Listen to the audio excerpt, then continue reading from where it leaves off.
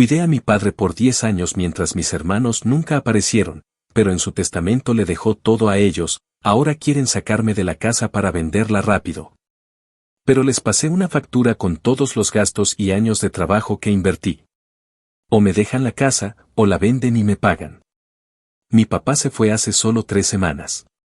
Y lo que ha pasado desde entonces, lo que ha salido a la luz, es una puta broma de mal gusto. Una que no me hace ni puta gracia. Durante una década entera, los últimos 10 jodidos años de mi vida, fui el único que se partió el lomo por él. Mi padre tuvo un derrame cerebral que lo dejó hecho mierda, medio cuerpo sin responder, y con una demencia que, con el tiempo, se lo fue comiendo por completo. Eso significaba que necesitaba ayuda para absolutamente todo, y cuando digo todo, no exagero. Me refiero a vestirlo, a bañarlo, a darle de comer cuchara en mano, a cambiarle los pañales cuando la demencia le robó hasta el control de su propio cuerpo. No fue un camino fácil, ni de lejos. Hubo días en los que quería tirar todo a la mierda, días en los que me encerraba en el baño a gritar en silencio para no perder la puta cabeza. Pero era mi papá, ¿saben? Y a pesar de todo, de lo difícil que era, sentía que era mi deber, mi responsabilidad. Alguien tenía que hacerlo, y ese alguien fui yo.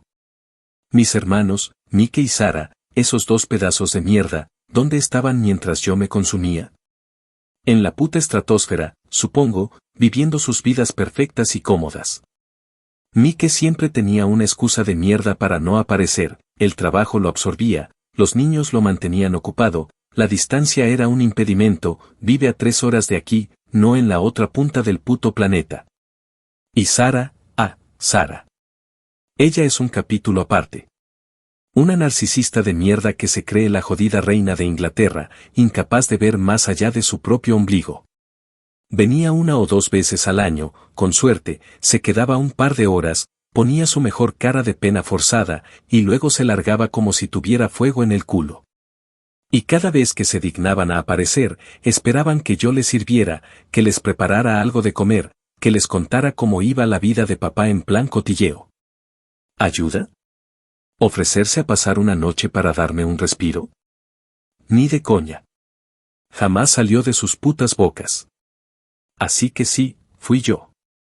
El cuidador a tiempo completo, el hijo sacrificado.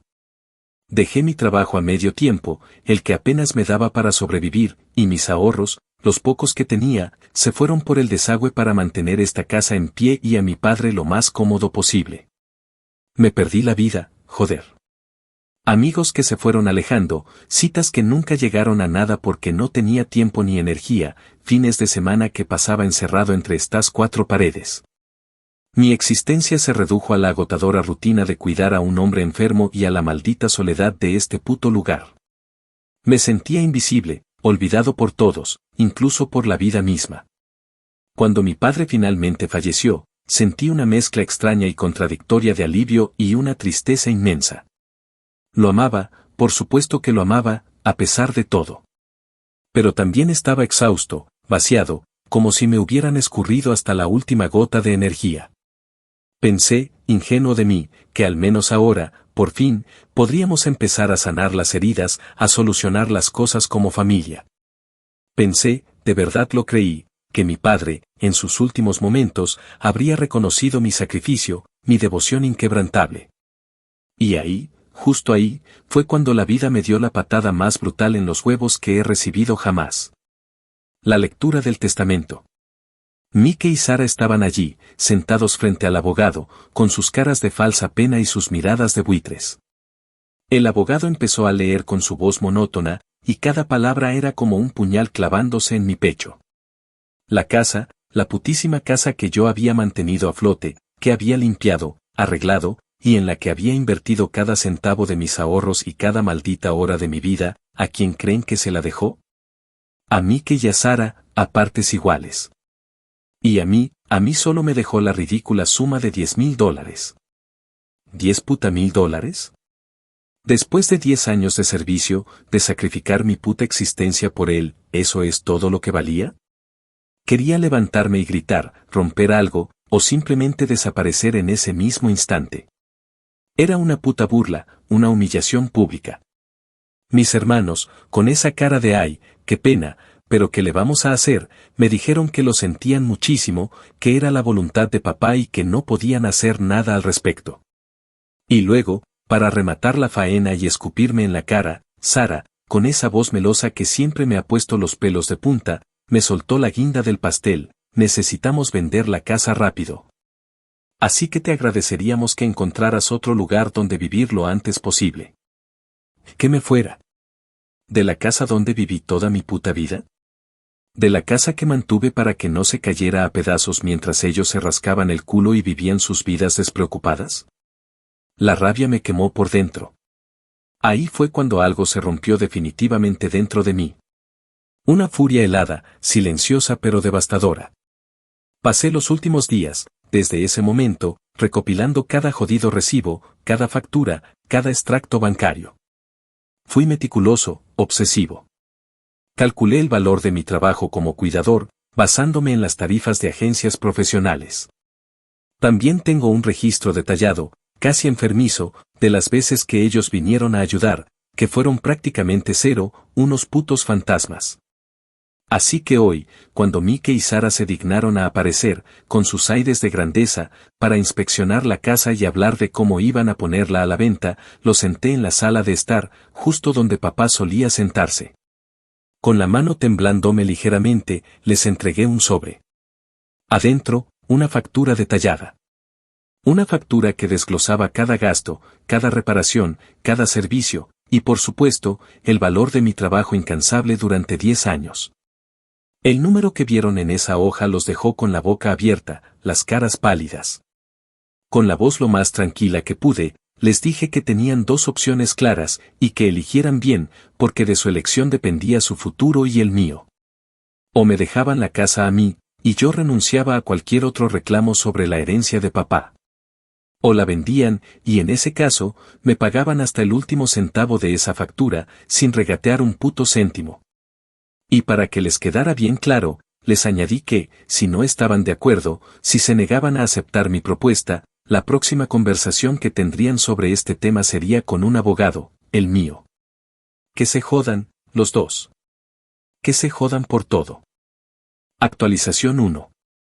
Han pasado ya 2 jodidas semanas desde aquel día en que les lancé la bomba a Mike y Sara. 2 semanas de una calma tensa, una de esas calmas que preceden a la puta tormenta. La reacción de mis hermanos fue exactamente lo que mi instinto me había dicho que sería, una mezcla de indignación desmedida, una rabia contenida pero palpable. Y la clásica victimización de cómo te atreves a hacernos esto a nosotros, tu propia familia. Mike, el cabrón, se puso rojo como un tomate maduro, su cara se contrajo en una mueca de incredulidad y me soltó un grito que resonó en el pasillo, diciéndome que estaba completamente loco y que jamás, en ninguna circunstancia, vería un puto centavo de su parte. Sara, la cínica de mierda que siempre ha sido, intentó la táctica de la pena, esa que siempre usaba con mi padre para sacarle dinero o favores. Con su voz más melosa y falsamente triste, me dijo que papá estaría tan decepcionado de ti, como si ella tuviera la más mínima autoridad moral para hablar en nombre de nuestro padre, a quien ignoró durante años. Le respondí, con la voz más fría que pude, que a mi padre le había importado una mierda mi vida los últimos 10 años, así que no se atreviera a usarlo para su mierda manipuladora. No iba a caer en su juego barato. Desde entonces, mi teléfono no ha dejado de vibrar con sus mensajes de texto y correos electrónicos. Eran una avalancha de amenazas, de esas que buscan intimidar y acojonar al más pintado. Me acusaban de codicioso, de ingrato y, la más graciosa de todas, de aprovechado. Joder, yo, ¿aprovechado? Después de sacrificar mi puta vida por mi padre, después de haber vaciado mis ahorros y mis energías en mantener esta casa y cuidarlo, mientras ellos brillaban por su ausencia. Los únicos aprovechados aquí eran ellos, que se habían beneficiado de mi buena voluntad y de mi puto martirio personal. Me exigían que desocupara la casa de inmediato, amenazándome con demandarme hasta por el aire que respiraba si no lo hacía. Era un intento burdo de asustarme, de hacerme sentir culpable, pero la verdad es que cada amenaza solo alimentaba más mi determinación. Pero no me quedé de brazos cruzados, llorando mi desgracia. Con la poca dignidad y el poco dinero que me quedaba, que no era mucho, pero era lo suficiente para dar el siguiente paso, me puse manos a la obra. Investigué y pedí una consulta inicial con un abogado especializado en derecho de sucesiones. Encontré a un tipo llamado Carlos. Era un hombre con experiencia, canoso, con una mirada sagaz que denotaba que había visto de todo en su carrera.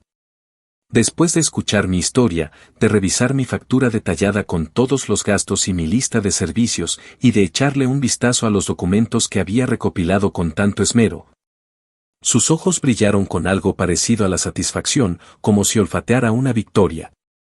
Me dijo, sin rodeos y con una confianza que me dio un soplo de esperanza, que tenía un caso jodidamente fuerte, mucho más de lo que mis hermanos querían hacerme creer. Carlos me explicó, con un lenguaje claro y sencillo para que yo lo entendiera, que, si bien el testamento de mi padre era legalmente válido en cuanto a la distribución de sus bienes, yo tenía un reclamo legítimo basado en lo que se conoce como quantum meruit y enriquecimiento injusto. Esto significa, para que lo entendamos en cristiano, que al haber prestado un servicio inestimable a mis hermanos al cuidar de su padre y al mantener la propiedad que ahora les pertenecía, ellos se habían beneficiado de mi trabajo.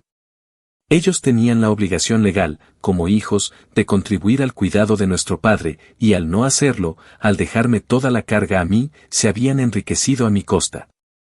Y si no me pagaban por ello, estaban incurriendo en un enriquecimiento injusto. Además, el hecho de que yo viviera en la casa como cuidador me otorgaba ciertos derechos como ocupante, lo que significaba que no podían simplemente echarme a patadas de la noche a la mañana sin un proceso legal adecuado. No podían simplemente llegar y cambiar las cerraduras. Después de esa reunión con Carlos, me sentí un poco más tranquilo, como si una pequeña parte del peso que llevaba encima se hubiera aligerado. Había una luz al final del túnel, por muy tenue que fuera. Con el asesoramiento de Carlos, le enviamos una carta formal a mis hermanos. Una carta que, a diferencia de la mía, estaba redactada con la fría precisión legal, explicando mi posición y reiterando, de forma contundente, mi demanda. Les dimos un plazo razonable para responder antes de que nos viéramos obligados a iniciar acciones legales. La guerra había comenzado, y esta vez, yo no estaba solo. Tenía un ejército de un solo hombre, pero con un buen general. Actualización 2. Los días que siguieron al envío de esa carta formal a mis hermanos, redactada con la fría precisión de mi abogado Carlos, fueron extraños. Se instaló un silencio sepulcral, un vacío que era casi más perturbador que las amenazas y los gritos. No hubo mensajes, ni llamadas, ni siquiera un correo electrónico lleno de improperios. Era raro, porque Mike y Sara siempre habían sido de reaccionar de forma impulsiva, de explotar a la primera de cambio. Pensé que quizás estaban asimilando la seriedad del asunto, o que, lo que era más probable, estaban buscando a su propio abogado para armar su defensa. La espera era tensa, como aguantar la respiración antes de una inmersión profunda. Mientras tanto, Carlos, mi abogado, me insistió en que me preparara para lo peor, que no bajara la guardia. Me aconsejó que continuara viviendo en la casa, que no la abandonara bajo ningún concepto, y que la mantuviera en buen estado, como siempre lo había hecho. Cada recibo, cada factura de servicios, cada pequeño gasto, debía guardarlo y registrarlo meticulosamente, como si mi vida dependiera de ello. Y en cierto modo, dependía. También me dejó claro que, si mis hermanos intentaban alguna estupidez, como cambiar las cerraduras de la casa sin un aviso legal o intentar entrar por la fuerza, debía llamar a la policía de inmediato. La ley estaba de mi lado en eso, y no podía darles ni un centímetro de ventaja. 2 semanas después de la fecha límite que habíamos establecido en la carta, la mierda golpeó el ventilador. Recibí una carta certificada, el tipo de correo que sabes que no trae buenas noticias. Venía de un bufete de abogados, el de Mike y Sara, por supuesto. El sobre lo sentí pesado en la mano, como si contuviera todo el rencor del mundo. Al abrirla, me encontré con una sarta de acusaciones, me tildaban de fraude, de estar cometiendo extorsión y de invasión de propiedad. Exigían mi desalojo inmediato y me amenazaban con una serie de acciones legales tan complejas y rimbombantes que parecían sacadas de una película de abogados de Hollywood.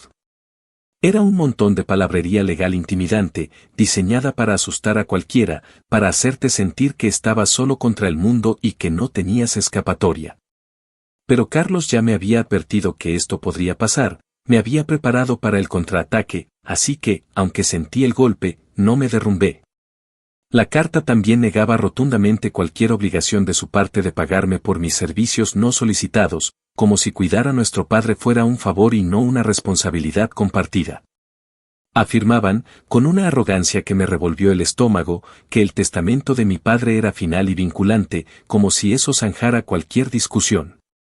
Pero la parte que más me cabreó, la que me hizo hervir la sangre de pura indignación, fue cuando insinuaron que yo había manipulado a mi padre o que me había aprovechado de su condición para mi propio beneficio. Esa fue la puta gota que colmó el vaso. Después de todo lo que hice por ese hombre, de los 10 años que le dediqué hasta el último aliento, ¿se atrevían a decir eso? Era una acusación vil, un intento descarado de ensuciar mi nombre y mi sacrificio.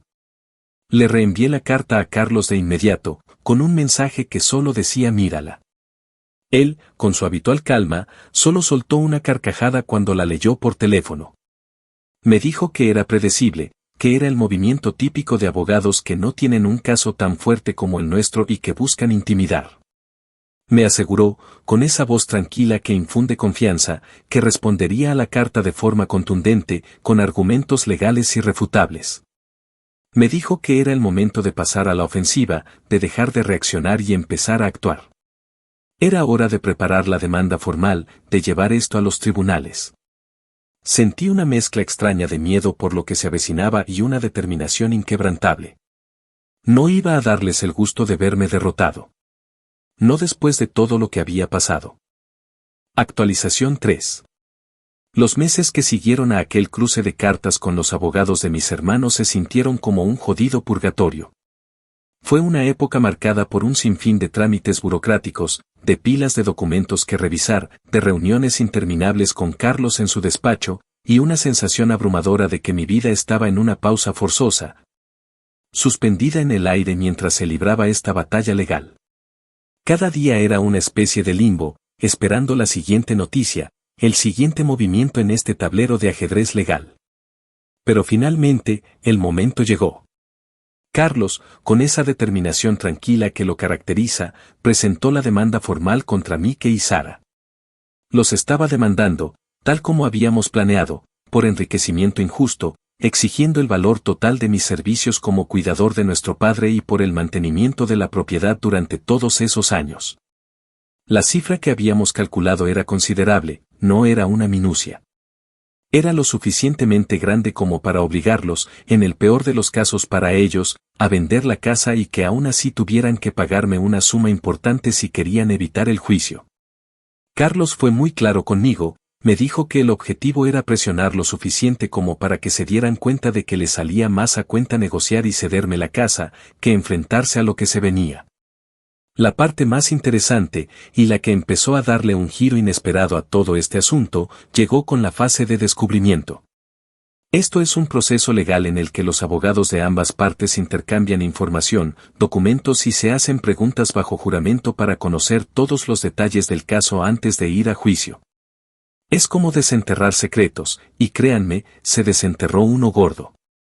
Carlos, con su ojo clínico, les pidió a mis hermanos todos los registros financieros relacionados con mi padre, extractos bancarios, cualquier comunicación sobre su cuidado y detalles de sus propios ingresos y activos. Era una forma de ver si ellos realmente no tenían cómo ayudar o si simplemente no les había dado la gana. Y fue durante este meticuloso proceso de revisión de documentos que Carlos encontró algo. Una verdadera bomba. Algo que ni yo mismo sabía. Mi padre había tenido una segunda cuenta bancaria. Sí, otra cuenta, una que nadie conocía, o al menos no mis hermanos. Era una cuenta de ahorros, antigua, que mi padre había abierto hacía muchísimos años, y que contenía una cantidad considerable de dinero. Mucho dinero. Pero lo que la hacía relevante, y lo que nos dejó helados, fue que en los últimos 2 años antes de que su demencia se volviera realmente severa, mi padre había estado haciendo transferencias mensuales regulares. ¿Y a la cuenta de quién creen que iban esas transferencias? A la jodida cuenta de Sara. Y no eran cantidades pequeñas, joder. Eran sumas considerables, miles de dólares cada mes, dinero que mi padre le había estado enviando a Sara bajo el pretexto de ayudarla con sus problemas financieros. Problemas que, por supuesto, ella nunca compartió con nadie más, y menos con el hermano que se estaba matando por nuestro padre mientras ella recibía esos regalitos. Había decenas de miles de dólares en total, dinero que mi padre había estado vaciando de esa cuenta secreta. Esto no solo demostraba la desvergüenza de Sara, que se quejaba de que no tenía dinero para ayudar con los gastos o el cuidado, sino que, en secreto, había estado sangrando a mi padre mientras yo me partía el culo por él. Cuando Carlos me mostró los extractos, las fechas, los montos, sentí un escalofrío de pura rabia. Era una sensación de traición tan profunda que me dejó sin aliento. No solo eran unos cabrones por ignorar a nuestro padre y por no mover un puto dedo para ayudar, sino que Sara era una puta ladrona, una manipuladora que se había aprovechado de la debilidad de mi viejo. Esto cambiaba absolutamente todo el puto panorama. No solo nuestra demanda por el valor de mis cuidados y el mantenimiento de la casa, sino que ahora teníamos un posible caso de influencia indebida, de abuso de confianza, o incluso de fraude por parte de Sara. La mierda se estaba poniendo seriamente jodida para ellos, y por primera vez en mucho tiempo, sentí que la justicia, aunque fuera a paso lento, estaba empezando a asomarse. Actualización 4. Después de que el abogado de mis hermanos se enterara de la existencia de esa cuenta secreta de mi padre y, lo que era peor, de todas esas transferencias descaradas a Sara, la actitud de la otra parte cambió de forma drástica. La arrogancia y la prepotencia que habían caracterizado sus mensajes y sus abogados hasta ese momento, simplemente se desvanecieron. Ya no eran las notas de ultimátum ni las amenazas vacías, ahora querían negociar, usaban un tono más conciliador. El juez, viendo que había un atisbo de posibilidad de acuerdo y para evitar un juicio largo y costoso para todos, nos mandó a mediación. Es un paso obligatorio en muchos procesos legales en Estados Unidos, una especie de último intento para llegar a un acuerdo fuera de los tribunales antes de que la cosa se ponga fea y termine en un juicio conjurado, que siempre es una caja de Pandora. Nos sentamos en una sala neutral, una oficina de mediación, con un mediador profesional que no tenía intereses en ninguna de las partes. Carlos y yo nos sentamos en un lado de la mesa, un frente unido. Del otro lado, Mike, Sara, y su abogado, que ahora se veía visiblemente más incómodo que en nuestras comunicaciones previas. El ambiente era espeso, tenso, cargado con el peso de años de resentimiento y una traición fresca que seguía doliéndome hasta los huesos. El abogado de ellos, intentando romper el hielo o quizás probando terreno, comenzó la sesión con una oferta ridícula, insultante. Apenas era una fracción de lo que yo estaba pidiendo, una limosna que me hizo apretar los puños bajo la mesa. Carlos, por supuesto, la rechazó de plano con una mirada que no admitía discusión. Sabía que no estábamos allí para migajas. Fue entonces cuando Carlos, con su timín perfecto, decidió soltar la bomba que teníamos guardada. Sacó a relucir lo de la cuenta secreta de mi padre y, lo más importante, las transferencias mensuales y considerables a la cuenta de Sara. Mientras Carlos explicaba, con voz pausada pero contundente, las implicaciones de lo que habíamos descubierto, la cara de Sara se puso pálida, luego se le subieron los colores y luego volvió a palidecer. Como si la hubieran pillado con las manos en la masa, que era exactamente lo que había pasado. Mike, a su lado, la miró con una expresión de pura incredulidad y disgusto, como si nunca la hubiera visto de verdad hasta ese momento. Sus ojos iban de Sara a los documentos que Carlos tenía en la mano, y pude ver cómo la realidad, la jodida y cruda realidad, le golpeaba en la cara. El mediador, que hasta ese momento había mantenido una impávida cara de póker, levantó una ceja, mostrando un leve interés, señal de que la información era relevante. El abogado de Mike y Sara, obviamente sorprendido y nervioso por la revelación, trató de minimizar el asunto. Dijo que papá siempre ayudó a sus hijos y que esas transferencias eran simplemente regalos, un intento patético de blanquear la situación. Pero Carlos tenía los extractos bancarios detallados, los montos exactos, las fechas precisas. No había escapatoria. Argumentó que mi padre ya estaba sufriendo un deterioro cognitivo significativo en el periodo de esas transferencias y que Sara, consciente de su vulnerabilidad, pudo haberlo influenciado indebidamente para sacarle dinero. Mientras tanto, yo, el único que lo cuidaba día y noche, no recibía nada, sino que me gastaba mi propio dinero. Dejó claro que la demanda que yo tenía no solo incluía lo que les pedía por mis servicios y el mantenimiento de la casa, sino que ahora también podía incluir un reclamo por el dinero que Sara le había sacado a mi padre de forma indebida. Eso era un golpe bajo, y lo sabían.